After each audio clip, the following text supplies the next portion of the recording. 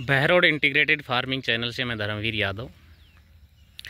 दोस्तों, जैसा कि पिछले वीडियो में दिखाया था, ये हमारी खीरे की ऑर्गेनिक फसल है। इसको हम वैसे तो मैं करेले वगैरह को तो फुली ऑर्गेनिक करता हूँ, लेकिन खीरे में मैं ये चीज़ आपको गलत गाइड नहीं करूँगा, क्योंकि आजकल काफ़ी ऑर्गेनिक का वो चल रहा है। लेकिन खीरे में बहुत तेज़ी से न्यूट्रिशन की ज़रूरत पड़ती है।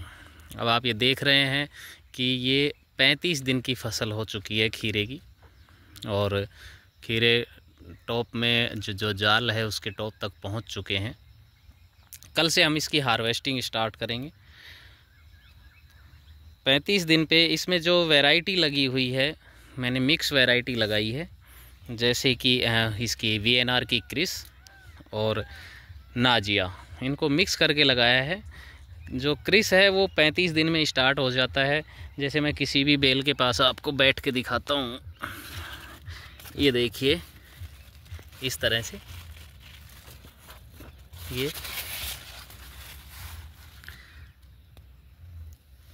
स्टार्ट हो चुका है इसमें। और काफ़ी जगह ये है कि अभी मैंने यहाँ पे देखा है, लेकिन काफ़ी जगह इस साइज़ के हो रहे हैं खीरे की। कल से इनकी हार्वेस्टिंग स्टार्ट होनी है। अभी दिखाते हैं आपको। कुछ जगह छोटे हैं साइज़ में, जो दो तीन दिन में तैयार होंगे। कुछ जगह साइज़ बड़ी हो चुकी है। तो ये देखिए, इनकी हम कल से हार्वेस्टिंग स्टार्ट करने वाले हैं। इसमें क्रिस में और नाजिया में ये थोड़ा सा डिफरेंस है कि क्रिस जो है 5 दिन पहले स्टार्ट हो जाता है और नाजिया 5 दिन बाद स्टार्ट होता है। दोनों ही बढ़िया वैरायटी हैं और बढ़िया प्रोडक्शन आता है इनमें। एक 35 दिन में, एक 40 दिन में स्टार्ट हो जाता है। तो मैं ये बात कर रहा था कि ये मिनी ऑर्गेनिक कह सकते हैं इसको, सेमी ऑर्गेनिक कह सकते हैं। सेमी ऑर्गेनिक इसलिए कि मैंने करेले की जो इसमें फसल ली, उसमें मैंने फुली ऑर्गेनिक कंपोस्ट, जैसे मशरूम का कंपोस्ट डाला, उसके बाद उसमें केचुआ खाद डाला। साथ में ही मैं मेरे यहाँ बायो रिसोर्स सेंटर बना हुआ है, तो उसमें मैं किसानों को भी प्रशिक्षण देता हूं जैविक खेती के, जिसमें जीवामृत, घन जीवामृत, बीजामृत और जो सीड ट्रीटमेंट के लिए होता है पंचगव्य, आग्नेयास्त्र, ब्रह्मास्त्र, 10 परणी वगैरह, ये सभी हम बनाना सिखाते हैं किसानों को। तो वो सब चीज़ें हम इसमें देते हैं। लेकिन खीरा एक ऐसी फसल है जिसमें बहुत तेज़ी से न्यूट्रिशन की ज़रूरत पड़ती है। तो इसमें मैंने वैसा कोई भी पेस्टिसाइड या इनऑर्गेनिक चीज़ें नहीं डाली, बट ये है कि मैंने NPK 19-19-19 और अब जो कल चलाया था मैंने इसमें 052-34, ये ज़रूर मैंने ड्रिप के माध्यम से चलाया है। इसके अलावा कोई ऐसा फर्टिलाइज़र या पेस्टिसाइड यूज़ नहीं किया है। और आप देख पा रहे होंगे कि कितनी अच्छी ग्रोथ है खीरे की। चारों तरफ, अगर हम उधर थोड़ा दिखाई नहीं देगा सूरज की वजह से, ये देखिए, चारों तरफ इसकी काफ़ी अच्छी ग्रोथ है खीरे की। अभी तक ये ज़्यादातर बीमारियों से बचा हुआ है। कोई इसमें ऐसी खास बीमारी नहीं है जिसकी वजह से मुझे प्रॉब्लम लगे। हाँ, करेले में ज़रूर हाई टेम्परेचर की वजह से प्रॉब्लम आई थी, और उसकी वजह से ही वायरस भी आ गया था, मोजेक वायरस आ गया था।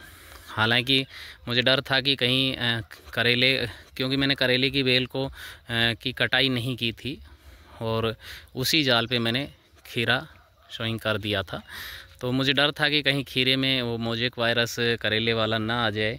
लेकिन ऐसा कुछ भी नहीं हुआ, एकदम स्वस्थ है। और उसी में जो खीरे की बेल हैं, बल्कि उनको खीरे की बेल को रखने की वजह से इनको खीरे को क्लाइंब करने में, चढ़ने में कोई प्रॉब्लम नहीं आई।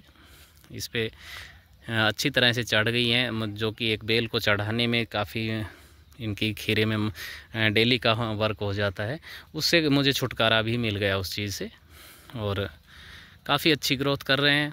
आप इस तरह से ऑर्गेनिक तरीके से करते हैं तो देखिए, ऑर्गेनिक कार्बन अगर आपके खेत में है और उसके साथ में अगर हल्का फुल्का आपने रासायनिक खाद भी काम में ले लिया, तो भी एक क्वालिटी वाइज प्रोडक्शन जो होगा वो बहुत अच्छा प्रोडक्शन होगा।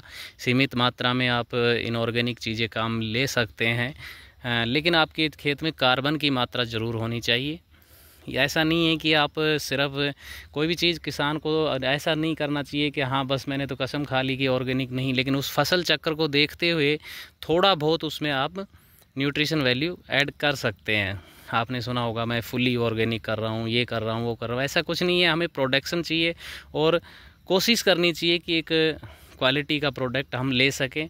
और जब तक कोशिश हो ऑर्गेनिक काम मिले, उससे 2-3 फ़ायदे हैं कि एक तो आपको बढ़िया एक स्वस्थ रहने के लिए जो सब्जियां मिलेंगी वो है, साथ में आपको आपकी बचत काफ़ी हो जाती है। आप पेस्टिसाइड वगैरह परचेज़ करते हैं या रासायनिक खाद परचेज़ करते हैं, उसकी बजाय आप जैसे मेरे पास जीवामृत वगैरह बनाने का मैं अब ये सारी वीडियो बनाऊंगा, आपको सीरीज़ दिखाऊंगा उसके बारे में, तो वो सब घर के ही उसी से हो जाता है। आपके पास अगर एक गाय है तो काफ़ी है उसके लिए।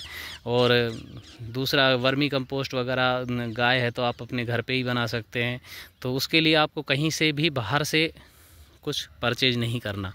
प्राकृतिक खेती का जो सरकार का मिशन चल रहा है उसमें भी यही